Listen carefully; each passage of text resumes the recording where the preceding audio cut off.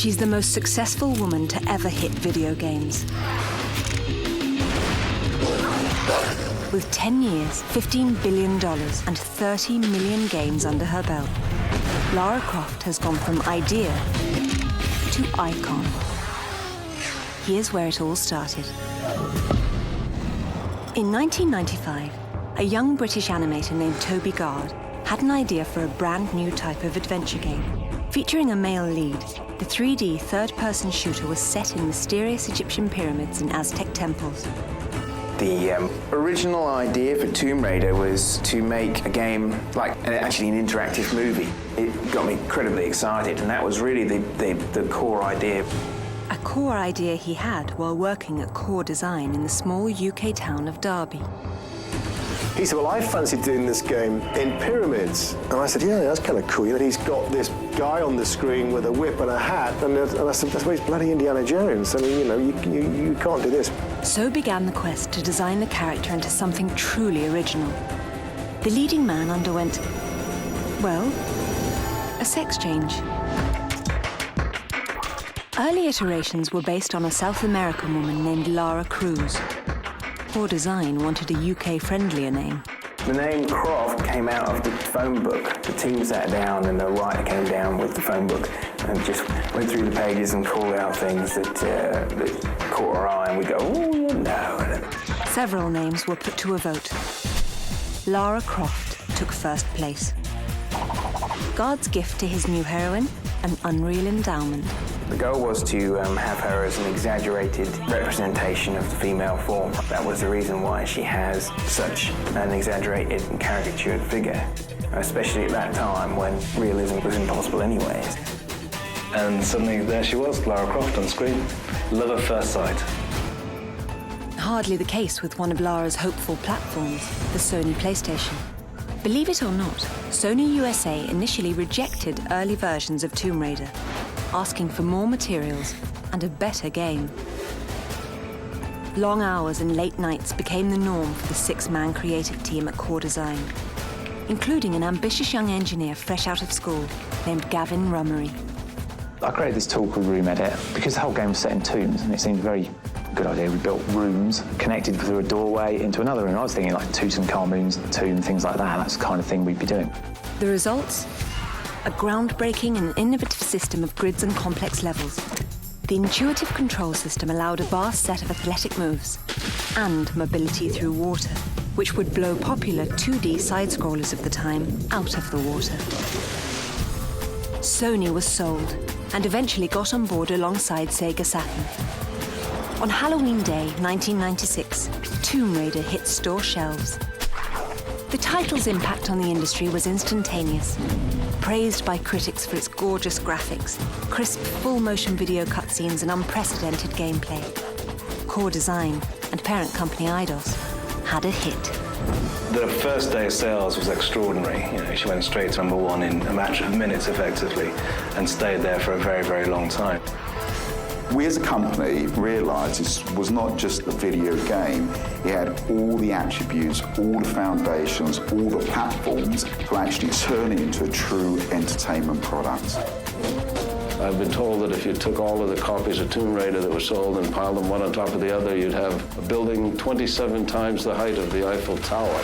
What a monstrous, monstrous hit it is. But not everyone decided to share in the riches. In 1997, at the height of Tomb Raider's commercial success, Lara's creator decided to leave the company. Because a character like Lara Croft is essentially an asset for a company, there's always going to be opportunities for sorts of cross-promotional stuff. I certainly had a major problem with the way that Lara was being portrayed in the beginning of the franchise. I don't think that the character would ever get into Maxim-style poses. Lara was his baby, and then people got on top of it and they suddenly went, right, we're going to do it this, we're going to do that. And he really resented that, and he really didn't like that. That really upset him a lot. With 7 million units of Tomb Raider sold, Eidos knew the show had to go on. Designers at Core instantly began work on a sequel. Toby was gone, but the question remained. Would Lara work without her creator?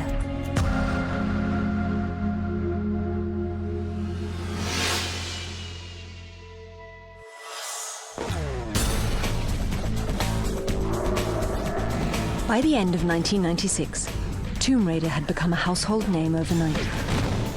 The pressure was on. Without the help of Lara's creator, Toby Gard, Core Design had to deliver a new Lara and a series of action-packed sequels living up to the first game. In 1997, a new deal making Tomb Raider a PlayStation exclusive title provided a big boost for the franchise. It didn't hurt at all to have the first console to ever ship 100 million units on Lara's side. A success like Tomb Raider becomes sort of the holy grail of anybody setting out to write a game. Being exclusive to PlayStation allowed us to do a lot of advertising on behalf of the title. Tomb Raider helped PlayStation a lot, and in a way, PlayStation helped Tomb Raider a lot.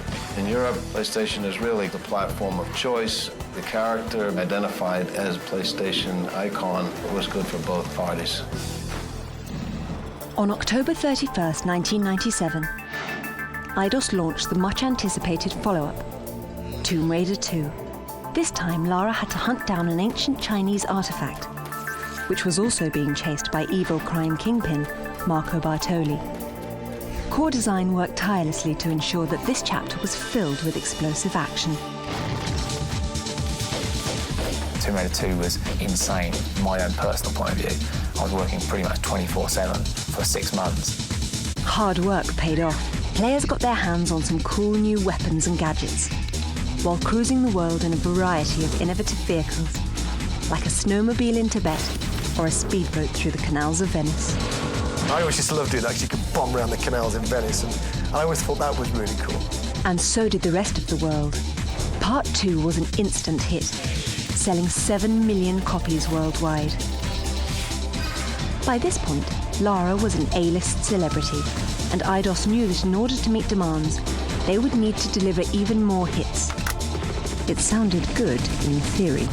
We had no choice but to release another Tomb Raider year on year each Christmas. I mean, it controlled our lives for probably 5 or 6 years. I mean, it pretty much ruined most people's lives.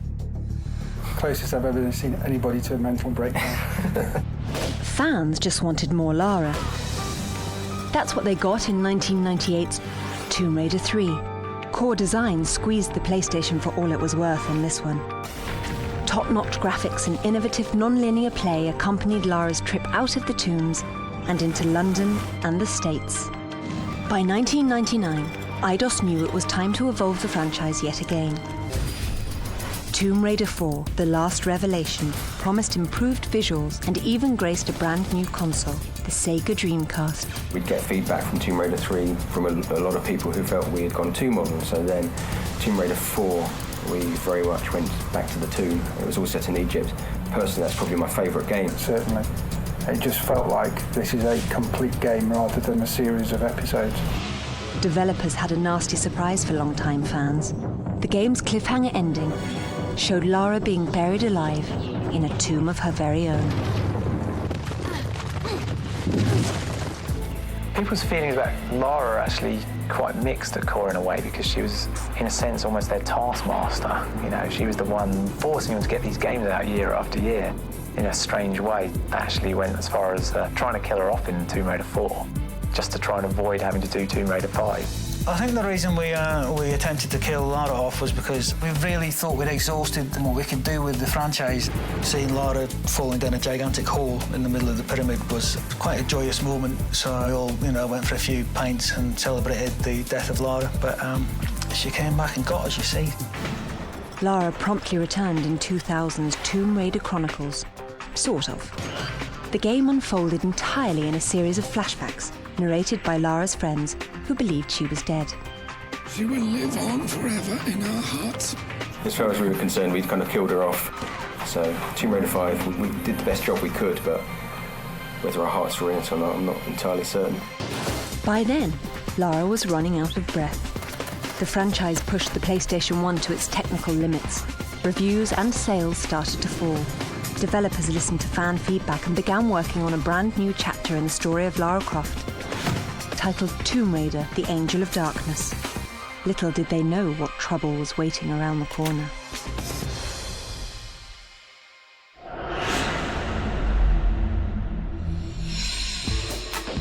Gamers were still buying Lara Croft's adventures by the jeeploads in 2001. But critics and fans agreed the series was losing its luster.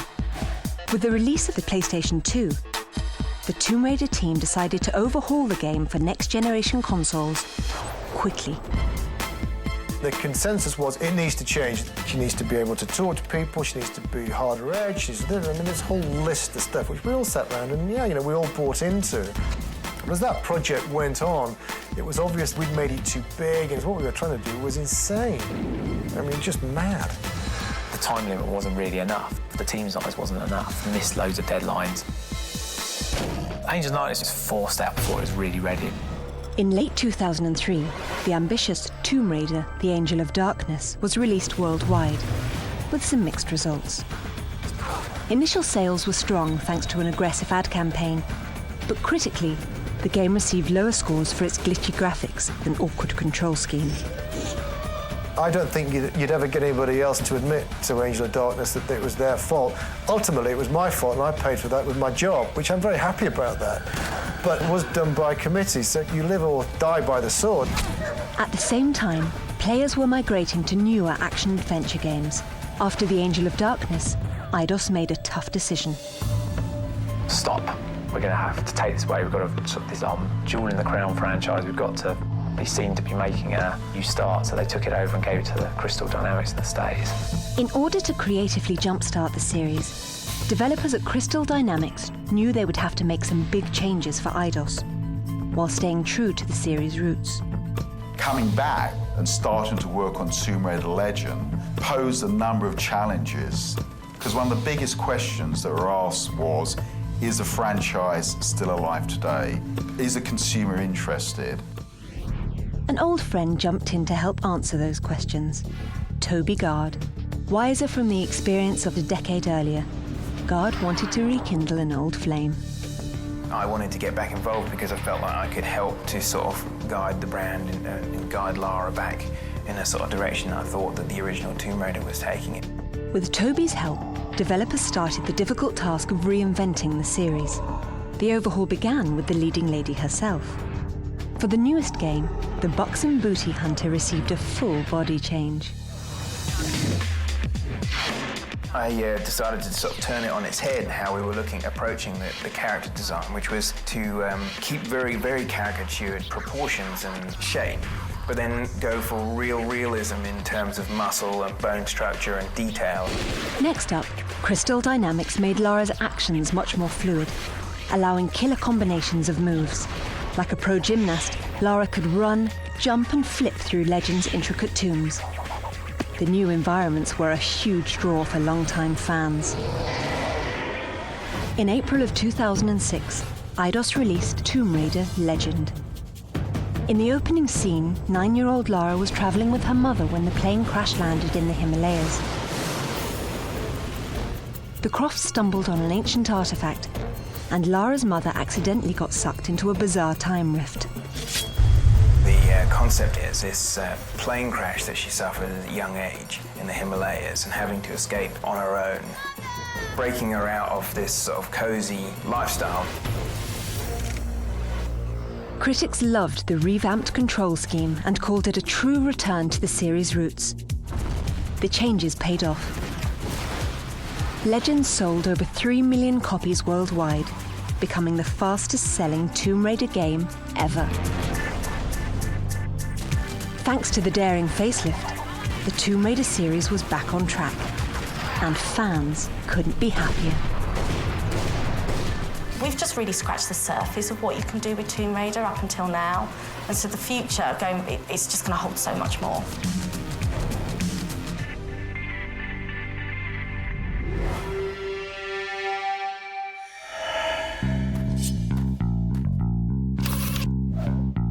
If you thought a console could contain this virtual vixen, you're dead wrong. Lara Croft has a face that launched 1,000 products or more, and Tomb Raider is a multi-billion-dollar empire.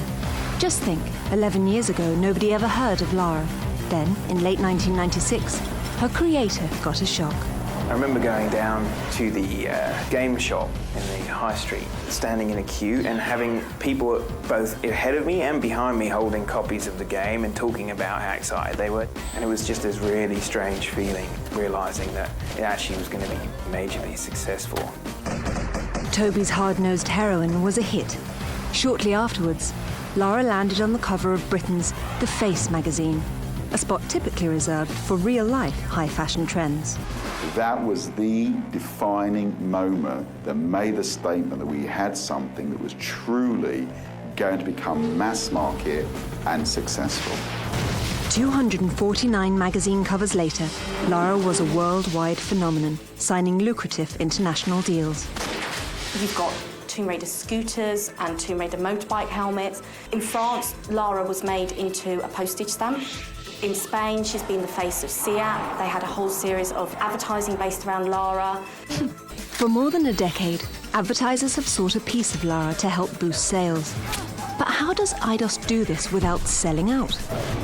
That's where Janet Swallow comes in. As VP of licensing, she's called daily by folks looking to stamp Lara on anything, from lunch pails to garden hoses, pizzas to bed sheets. Rarely does a product make the cut. Eidos as a company is very, very protective over Lara, so we're very careful with the merchandise that we choose. We've had two odd requests. One of them is a racehorse owner called to say could he call his racehorse after Lara, which we declined. We were really worried that it would fall at the first hurdle, so we said that was no. And the second one was a tulip grower in Holland to name one of their branded tulips after Lara, which I thought was quite nice. While the official Lara tulip grows, other deals, such as Lara Croft knickers, wilt. I think maybe because that's quite a hard act to follow, you know, to put on some underwear that's got Lara Croft on it with Lara's signature. I think it's a tough one. It was the weakest.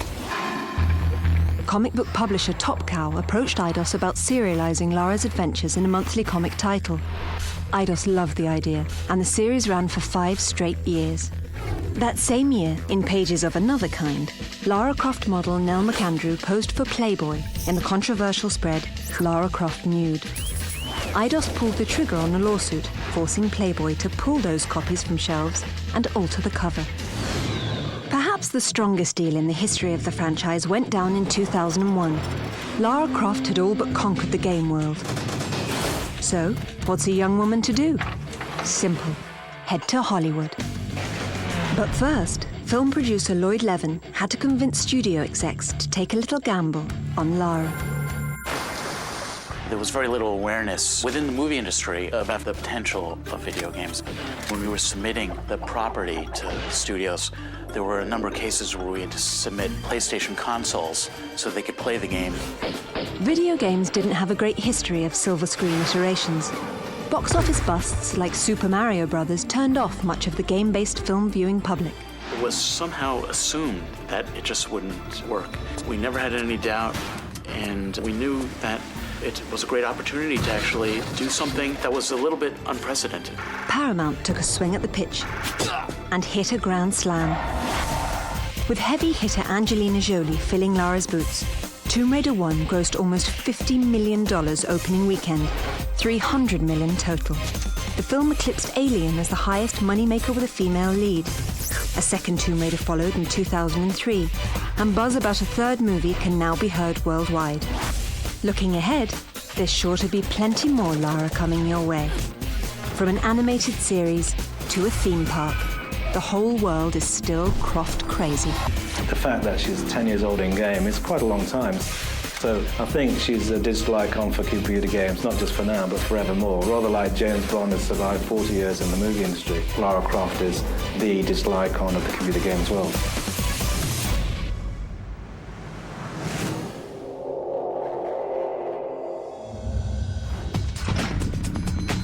As a franchise, Tomb Raider has done just about anything a video game can do. But there's always room for another first. Through the years, Eidos has chosen one young lady to be Lara. For the first time ever, all past live-action Laras come together for a high-profile photo shoot.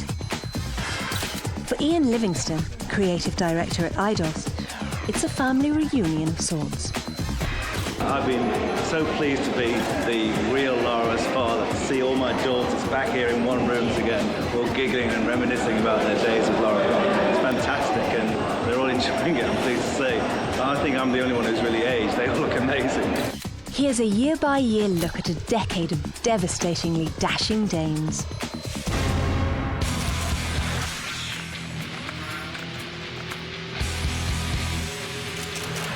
It has changed my life. Even now, actually, I still get lots of letters from people all over the world, which is just mind-blowing. I can't believe people still associate you with the character and just really still are big fans of the game itself. Having a child is amazing. What can I say? It's the best thing that I've ever done, and I think it really makes me realise what life's about. It kind of puts everything in perspective.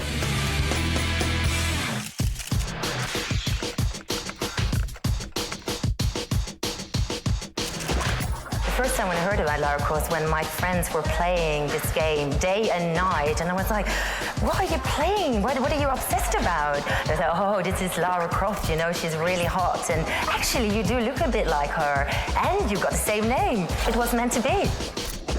When I went to character, I felt very strong, very confident, very sexy, very powerful, because, you know, Lara Croft is all that.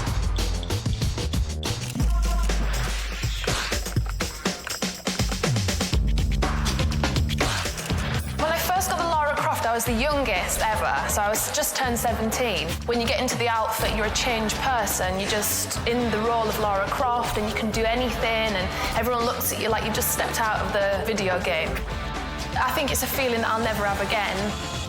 My best memory of being Lara Croft was my biggest fan, who was from Amsterdam, and I think he bought my wisdom teeth on the internet.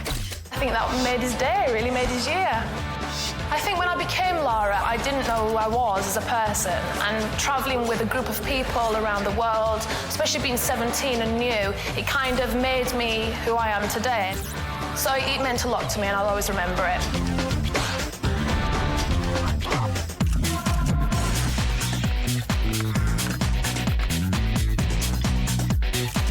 I definitely felt like character transformation because it was really stepping into Lara's skin. I was really out there and ready to kick some ass. I was extremely tall with my boots, and it was just really intimidating. People would really be, you know, like astonished. And I love to make people smile. I love to entertain, so it was great fun. It's just really nice that you can see that some fantasies do become reality. Do they ever? The photo shoot was a resounding success. On 3, 1, 2, 3. I'll do one more, that was pretty hard. Much like the game, the Lara model has evolved too. In 2006, the latest Lara, Karima Adebib, tackled unprecedented training with the British military. From army combat to zipline tactics, Karima's role as Lara was the toughest yet. Can she live up to the top-notch standards set by Eidos? Time will tell. When I first got the job, I was told there were previous Laras before me, and I remember getting home and getting on the internet immediately, trying to do my research on these girls. I've taken a lot from what they've already done, because they're my predecessors. To better myself, I take the best qualities and try and put it into one.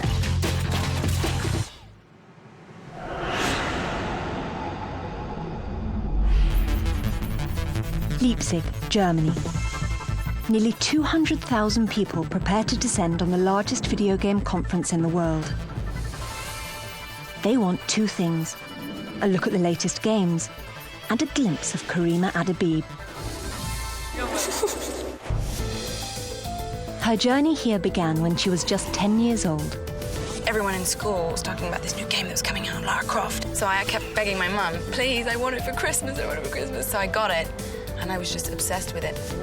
So began Karima's training to assume the role of her own childhood heroine. Growing up in Morocco, I spent a lot of my time exploring, hiking, playing a lot of sports, living in the sun. At 18, athletic by nature and a gamer at heart, Karima had a go at modelling. I got this call saying there's a casting for Lara Croft. I'm Lara Croft. Lady Lara Croft. Lara Croft. Lara Croft. I am the girl for this mission. With more than 1,000 models gunning for a rather unique role, the competition was tough. But Eidos knew right away who their Lara would be. She's obviously a very striking young lady. She's very intelligent. She speaks 6 languages. Karima is just extremely gifted at working a crowd. She gives every single person a little piece of her. Karima is about to wade into a sea of 183,000 convention visitors, 2,600 journalists, and 368 exhibitors from 25 countries. To be honest, I don't know whether it's the weight of the boots or whether it's the heaviness of the holsters. This sort of strange thing happens to me. The arms go up, the elbows go out, the back stands straight. I turn into Lara. A brand ambassador for a franchise that has sold more than 30 million units worldwide, Karima's day is an adventure itself. The first time someone held a mic in my face, it was awful. I couldn't stop shaking, stuttering, stumbling, but now it's just like second nature. I find that now the people that are putting the mics in my face are shaking. Thank you, it's a pleasure. Lara is intimidating. I do get asked a lot of the same questions. One of them being, how do I feel about Angelina Jolie? You played on the film, I heard? No. I was in Alien vs. Predator. Yes, I was a sacrificial maiden. I got killed by a face hugger. What else? How did I get the job? What I was doing before the job? What are my intentions later on? Do I want to be an actress? Do I want to be a writer, an astronaut? Do I have a boyfriend? Am I going to get rid of him? What happens on level 7? And Karima knows exactly what happens on level 7. A fact that does not escape fans' chat rooms, blogs, and message boards. Do a hitman. All the boys love her. But the great thing is she's got lots of female fans for the fact that she's intelligent and she's strong and she's just as witty and clever. Lara is beautiful both in and out. Can't get any better than that. And with tens of thousands of fans clamoring for attention, an autograph, a hug, or bullets, you need to train. This mission is one that Karima is proud to tackle. I put a lot of heart into this job for the fact that I'm a gamer. I've grown up with Lara, and now, 10 years later, for the 10th anniversary, I am Lara. It's an odd job, it's an exciting job. It's a job that takes you all around the world. Who knew you could be Lara Croft as your day job?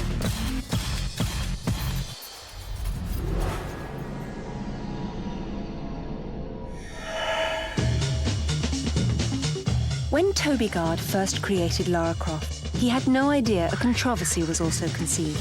For the past decade, Lara has been dubbed both feminist icon and pixelated play toy. In terms of how females have been portrayed in games up until Tomb Raider 1, they had been often portrayed purely as objects, and normally damsels in distress or just terrible fantasy sort of dominatrix-style characters. But Lara was born during the late 90s, the height of what the Spice Girls called girl power.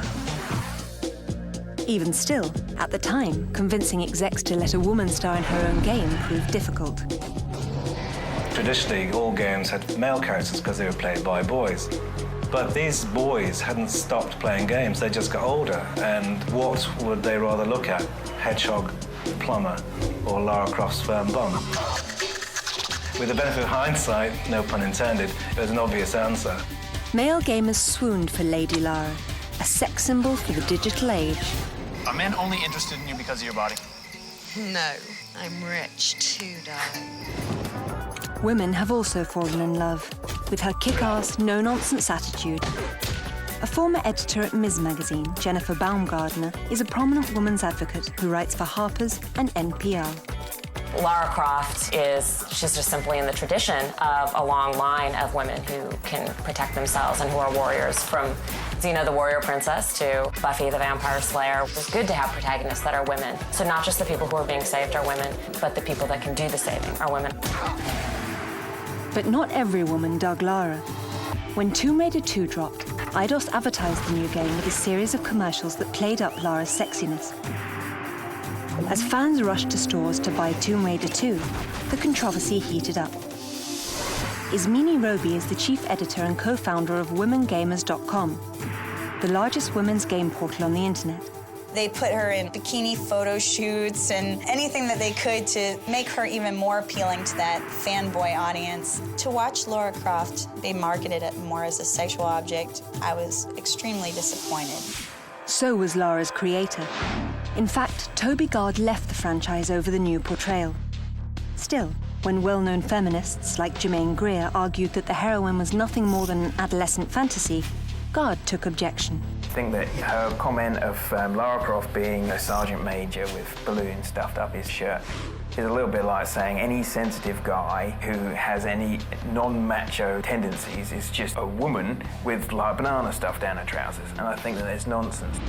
Thanks to Tomb Raider Legends' more realistic model of Lara in 2006, the uproar died down a bit. But that hasn't stopped the headbutting over the legacy of the video vixen. In our society, there's a big focus to be thinner. There's a certain kind of woman that everybody kind of wants to be, the tall, the thin, with the big breasts. It would be interesting to see companies making more realistic varieties of women. I don't think that having those sorts of fantastic, idealized images out there in the world are what girls who have issues with self-esteem, I don't think they're comparing themselves to a video game. If Lara Croft was a real person, she would not be able to walk. Her back would not be able to support her boobs. And to see Lara Croft scaling a mountainside with makeup and really short shorts, completely unrealistic. As a feminist, I guess I come down pretty hard on the side that if Lara Croft wears revealing clothes, hey, she's got it. She should flaunt it. Love her or hate her, there's no doubt that Lara is here to stay.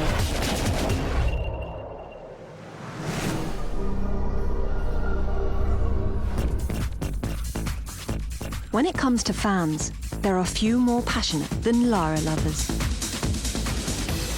Since the birth of the franchise, fanatics have found some pretty creative ways to honour their favourite Tomb Raider. Katie Fleming, a 20-year-old student from Canada, has created one of the web's most popular Tomb Raider fan sites and authored 10 original novellas based on Lara. Lara arched her body midway to decrease her overall distance and landed half a foot from where she eyeballed. Not bad. 500,000 folks have logged on to Katie's site to have a read, and in March of 2003, her tales took first prize at a worldwide fan fiction contest sponsored by Core Design. I wrote my first story just for fun, for myself, and I continue to write for myself. If I'm happy with it, then that's what I'm going for, but to have other people read them and really like them is like an extra bonus for me. Katie has also produced, directed, and starred in her own low-budget tribute film. Almost at the spot. Just have to duck outside and find the entrance. It was minus 18 degrees Celsius, which is about 0 degrees Fahrenheit outside, in shorts and a tank top. And it was freezing, but it was a lot of fun. Lara has changed my life in so many ways.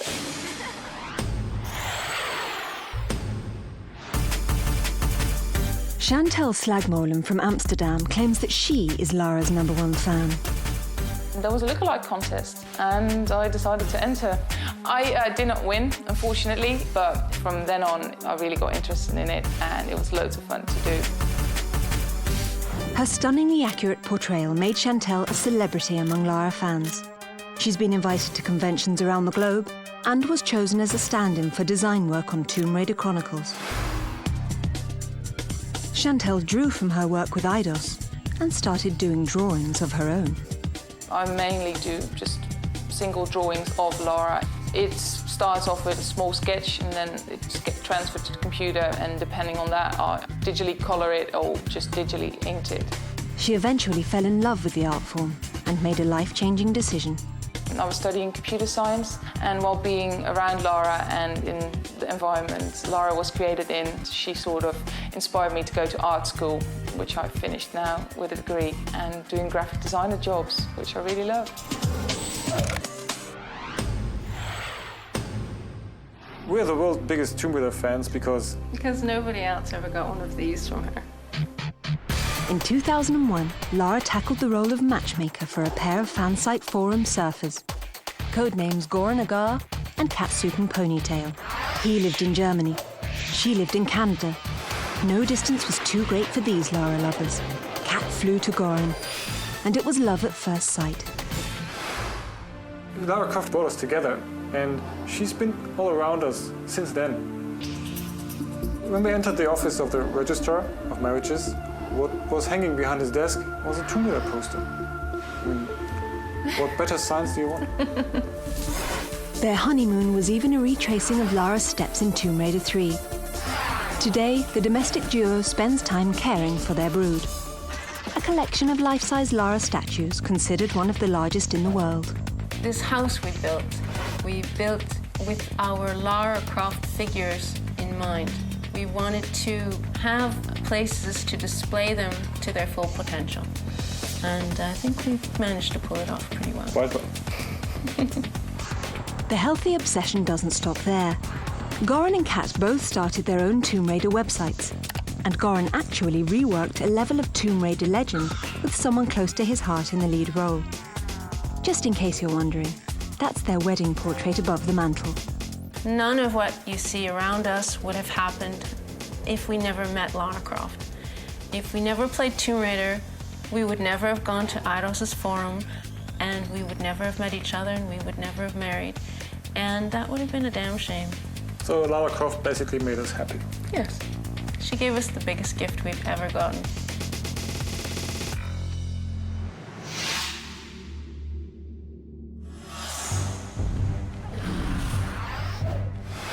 In early 2006, a mysterious trailer for a video game called Tomb Raider Anniversary Edition leaked onto the web.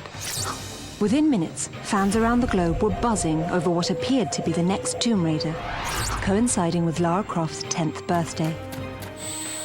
The video was not a true representation of an upcoming game, but Eidos did confirm they were creating a new action-packed game based on the original Tomb Raider. There was a kind of a series of emotions that we went through when we found out that we were going to get to make the next Tomb Raider game. You kind of realize, holy crap, we have to make the next Tomb Raider. There's a great sense of responsibility on our shoulders and reverence to the original game that we don't want to mess up in any way. But just why did they come up with a plan to enhance Lara's first adventure? Who better to answer that question than the man who started it all? This gives us an opportunity to actually tell the story that we were trying to tell in the first place, and also to put a bit more emotional resonance into it.